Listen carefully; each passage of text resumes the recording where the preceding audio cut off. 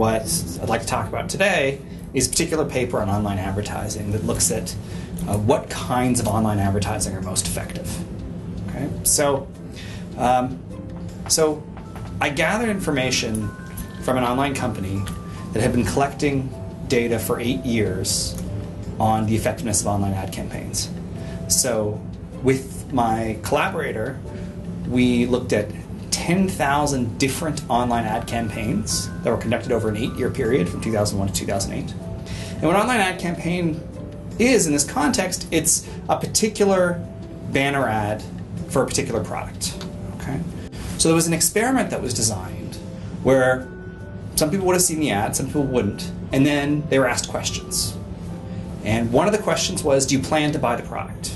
Right? So for 10,000 different online ad campaigns, we have the difference between people who saw the ad and people who didn't in an experimental setting for how effective the ad was. Okay? Where does this all take us? Well, we can then really figure out what kinds of online ad campaigns work. So 10,000 ad campaigns. For each of those campaigns, we had over 300 respondents. What does that mean? That means we have over 3 million data points to figure out how online ad campaigns work. Okay. And what we found at first was pretty unsurprising. So the first thing we found is that bigger campaigns work better than smaller campaigns. So if the ad takes over the whole screen, that's good. It means the ad's more effective. We also found that better targeted campaigns work more effectively than less targeted campaigns. So if the ad is on an automotive website and it's for a car, it's going to work better than an ad for a detergent on an automotive website. Okay? But what was the big surprise is that when you do both of these things together, the ads don't work very well.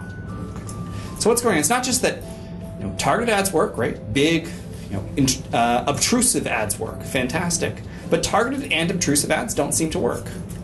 And when we dug into the data, because we could really see what was going on with these 3 million respondents, what we found is that this seems to have something to do with privacy, okay? Which is that people are willing to be targeted, and people are willing to be interrupted, at least to some degree, in their web experience.